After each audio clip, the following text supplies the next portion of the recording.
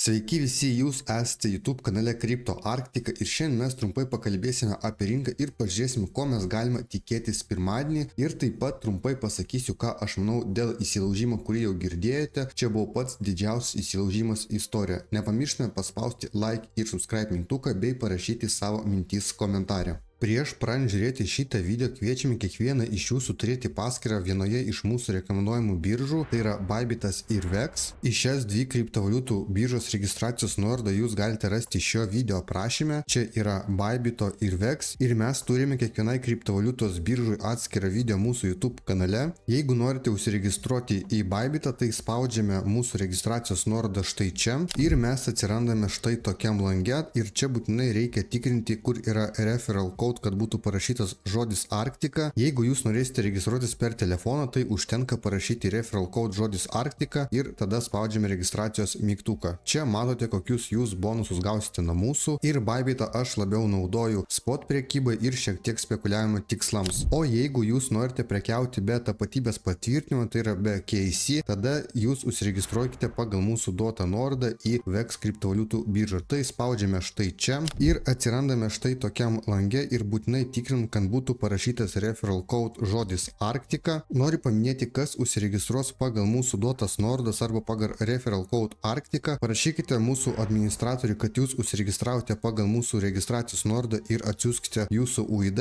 Jūs gausite daug įvairiausių bonusų nuo mūsų ir galėsite gauti nuolaidą prisijungiant prie mūsų uždaros bendruomenės. Tradiškai pradedu nuo Bitcoino grafiko. Labai daug ką nesakysiu apie Bitcoiną, yra kaip ir viskas aišku. Mes turėjome štai tokią trendo liniją. Štai čia mes ją pratestavome ir šitoje vietoje galimai Bitcoinas jau norėjo eiti surinkti likvidumo ties $100 000 ir pratestuoti savo psichologinę ribą, bet mes turėjome penktadienį įsilaužimą, tai yra buvo pavogta iš Bybito $1,5 milijardo. Dėl to mes gavome štai tokią reakciją ir nuėjome žemiau. Bet ką dar noriu pasakyti, kad rytoj atsidaro kitos rinkos ir galimai dabar mes tik pamatysime galutinę reakciją, tai aišku, jinai gali būti neigiama. Bet prieš tai esančiame video aš sakiau, kad yra labai daug likvidumo štai čia, tai tikrai mes galim pamatyti tokį kaip spaiką arba galimai bus kažkokia konsolidacija žemiau $90 000 ir tada jau bus pilnavertiškas augimas, nes mes turėsim tikrai pakankamai jėgos. Nes dabar yra labai mažai jėgos ir Bitcoinas atrodė pakankamai silpnai, aš ir esu sakęs prieš tai,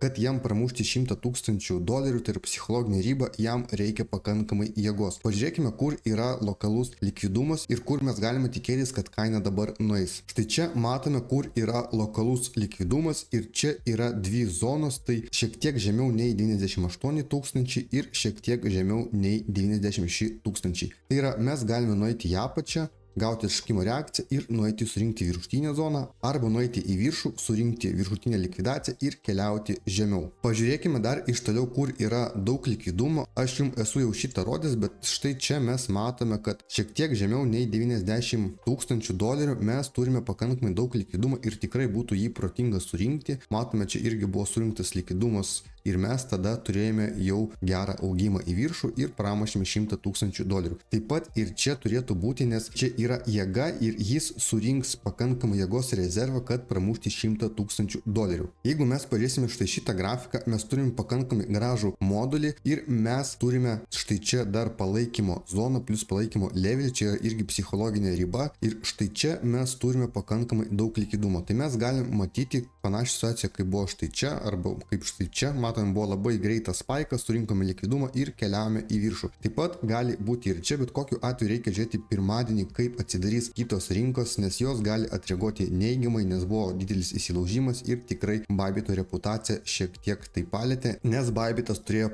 patį didžiausią įsilaužimą per visą istoriją ir buvo iš jo pavogta $1,5 milijardo.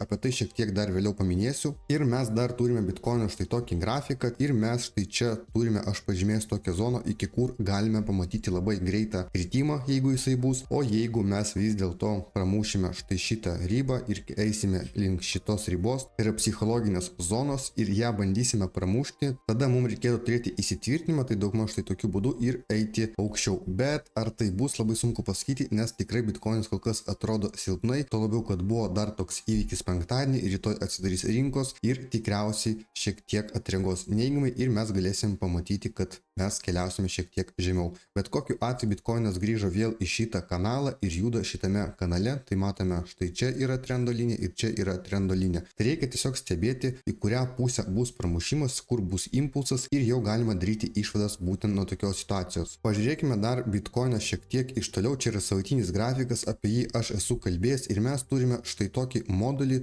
Jis yra kaip ir bullish, tai reiškia, kad mes turėtume jį pramušti ir keliauti žemiau, bet galimai mes turėsime štai tokį spaiką, kai buvo čia toks spaikas greitas ir mes surinksime likvidumo, turėsime pakankamai energijos eiti aukščiau nei $100,000. Manau, jūs pačią logiką supratote, dėl Bitcoinų nieko nesikeičia, kas buvo ir praeitą kartą, tai grafikas ir pati logika jo išlieka tokia pati. Dabar keliaukime prie Ethereum grafiko ir trumpai pakalbėkime apie Ethereum. Tai čia mes turime Ethereum grafiką ir apie Ethereum aš esu kalbėjęs daug ir štai šitą palaikymo zoną aš esu jums rodęs ir sakiau, kad aš kaupiau poziciją. Jūs tikrai turėjote pakankamai laiko, kad irgi tą padaryti, kas norėjo tą ir padarė. Mes matėme, kad buvo štai čia galimybė.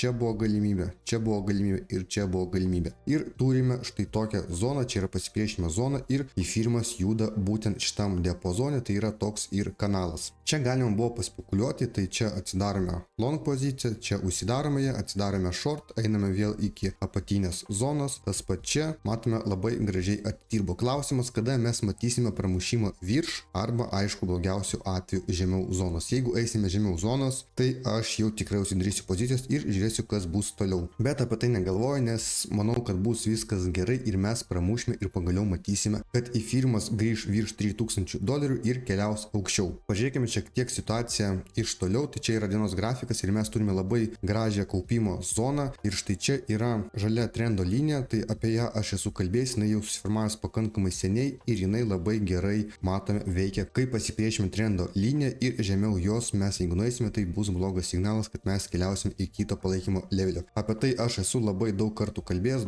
nenoriu labai įsiplėsti, manau ir taip yra logika suprantama ir mes turime štai tokį modulį, mes nuėjome žemiau nei šitas modulis ir čia galimas toks feikautas, nes turime labai gražią konsolidaciją, kaupimo zoną, reiškia kažkas akumuliuoja savo pozicijas ir mes galim pamatyti impulsą viršų ir grįžti virš $3,000. Čia mes turime savaitinį grafiką ir čia vaizdas yra aiškesnis, mes esame dabar labai žemam taške ir tikrai mano akim pabandyti pasimti Ethereum long termui yra labai protinga. Mes galime tik iš šitos zonos ir čia bus pirmas pats didžiausias pasipriešinimas ir galimai mes iš pirmo karto nepramušime, bet jeigu mums pavyks pramušti, užsitvirtinti, mes keliausime iki prieš tai didžiausio taško, aš esu pažymėjęs štai tokia raudona linija ir tada mums atsidarys kelias link $5,000 už vieną Ethereum. Tai šitoj vietoj kaina tikrai atrodo labai gera ir mes jeigu gausime impulsą aukščiau nei $3,000, tikrai bus labai gerai ir čia bus labai geras ženklas. Čia trumpai apie Ethereum,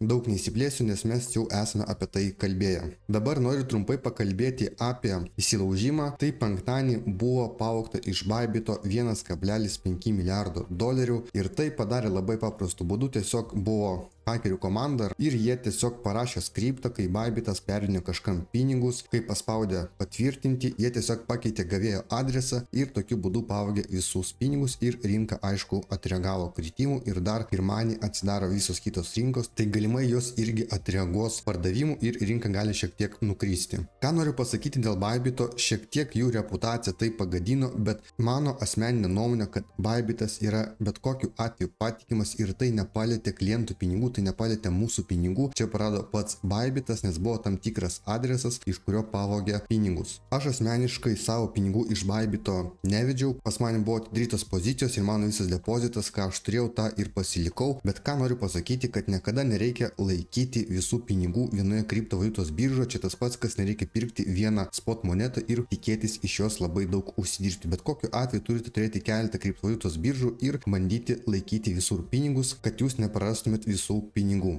Dar grįžtant prie šito įsilaužimo ir ar tai yra didelė suma, tai nėra tikrai didelė suma. Bybitas uždirba labai daug milijardų ir 1,5 milijardo jiem tikrai nėra daug. Galima palyginti, kad Binance'as buvo sumokėjęs baudą 4,5 milijardo eurų ar ten dolerių, nėra skirtumo, bet čia tikrai buvo didesnė suma ir jie puikiai toliau dirbo, nieko su Binance'u neatsitiko. Tas pats ir su Bybitu. Tiesiog dabar žmonės supanikavo, sako, kad toj bitkoinas eis link 60 000. Tikrai dėl tokio įvykio nebus. Bybitas Bybit'as tvarko, jis sprendžia šitą problemą ir svarbiausia, kad mūsų pinigai, tai yra Bybit'o klientų pinigai, nebuvo pavogti ir mes nenukentėjome. Tai aš bet kokiu atveju manau, kad Bybit'as yra patikima kriptovaliutos birža ir iš ten nereikia išėti vien dėl šitos priežasties, jie šitai spręs, viskas gerai, bet jūs turite turėti bent jau keletą kriptovaliutos biržų ir paskirsti savo pinigus atitinkamai. Aš asmeniškai turiu Ledgerį, tai aš ten laikau savo spot portfelį, turiu Binance, kur aš perku savo spot portfelio monetas, kažkiek laikau Binance ir tada perdu į Ledger. Jeigu susiję su futures prekyba, tai yra su pačia prekyba, tai aš prekiauju per dvi kriptovaliutos biržas ir aš turiu Bybit'ą ir VEX. Tai aš esu paskirstęs savo pinigus tokiu būdu ir kas dar neturite VEX paskyros, tai jūs galite užsiregistruoti pagal mūsų duotą nuorodą ir gauti tikrai daug įvairiausių bonusų. Čia yra pakankamai nauja kriptovaliutos birža ir jinai tikrai turi labai daug visokiausių eventų, kur jūs galite nieko nedarydami tiesiog sudalyvauti šitam evente ir uždirbti papildomai. Jeigu jūs užsiregistruosite pagal mūsų duotą nuorodą, jūs matysite, kad gausite tai tokius bonusus, tai pas jūs nebus komisinių mokesčių, tai čia Maker Future yra limit orderį ir jūs gausite nuo $10 iki $100, jeigu jūs patvirtinsite savo telefoną ir L paštą. Ir taip pat yra įvairiausių kitų bonusų iki $30,000. Dabar VEX'e buvo štai toks eventas ir jūs galite matyti, kad jis buvo 3 dienas ir jeigu jūs būtume įsidėję $500, tai jūs būtume gavę per 3 dienas $250 papildomai prie jūsų depozitų. Tikrai būna labai daug tokių eventų, buvo ir kitose kriptovaliutos biržose, aš apie jas kalbėjau. Čia tiesiog galime užsidirbti labai lengvai ir greitai ir nieko daug daryti nereikia. Tai kas norės užsiregistruoti į VEX kriptovaliutos biržą, visas nuorodas jūs rasite šio video aprašyme ir galėsite nusiųsti mūsų administratoriui UID ir dar gausite papildomai bonusų nuo mūsų. Ką dar noriu trumpai pasakyti apie VEX, tai turi tikrai didesnį leverage nei Bybit'as, bet aš prekiauju per Bybit'ą ir per VEX. Jeigu aš prekiauju mažesniam time frame, tai aš naudoju VEX, nes ten aš pasiemu didesnį leverage. Ir taip pat VEX būna šiek tiek daugiau įvairiausių eventų, nes čia yra nauja kriptovaliutos birža ir kartais galime uždirbti papildomai. Grįžtant prie mūsų įsilaužimo temos, ką dar noriu pasakyti, kad pats Bybit'as tikrai yra patikimas ir galimai kažkas pradės lyginti jį su FTX, bet čia nereikia lyginti, nes FTX'as tikrai turėjo labai daug klausimų savo, o Bybit'as vysto savo veiklą legaliai, tvarkingai ir jis tikrai yra patikimas. Aš tikrai Bybit'u naudojas labai daug metų ir dėl to galiu pasakyti, čia yra mano asmeninė nuomonė, kad Bybit'as sutvarkys ir tikrai nebus kaip FTX'as, čia nėra kažkoks skamas, čia yra tikrai gera kompanija, didelė kompanija, kuri turi visai gerą pelną ir $1,5 milijardo čia tikrai nėra labai didelė suma. Taip pat mačiau, kad jie ant galo pirkinėjo į firmą, aišku, ne tokiom sumom kaip buvo, bet visgi jie vis tiek grįžta į rinką ir atpirkinėja tą, ką prarado. Trumpai apibendrinant šitą video, mums reikia stebėti, kaip atsidarys pirmadienis, nes galimai kitos rinkos, kurios atsidarys, tai atreaguos į šitą įsilaužimą neigiamai ir mes pamatysime, kad šiek tiek kriptovaliutos rinka nueis žemiau, tai yra pats Bitcoinas nueis žemiau ir aš jums rodžiau likvidumą, kur yra likvidumas, tai tikrai yra daug likvidumo žemiau nei 90 000 ir tikrai būtų jį protinga surinkti. Lokaliai mes matėme situaciją, tai mes turime likvidumą tiek aukščiau, tiek žemiau ir mes jį turėtume surinkti, nes tikrai yra pakankamai didelis likvidumas. Savaitgalis buvo pakankamai ramus, vakar buvo šiek tiek augimas, tai buvo šeštadienį šiek tiek monetos užaugo, bet ką jos užaugo, tai matau šiandien ir nukrito. Tai kol kas stebim situaciją, stebim būtent šitus modulius, kuriuos aš jums rodžiau, nes jie yra svarbus. Jeigu mes turėsime impulsą į viršų, reiškia, čia yra geras signalas ir mes turime keliauti į viršų. Bet Bitcoinas prieš pramušant psichologinę ribą 100 000, jis turėtų turėti pakankamai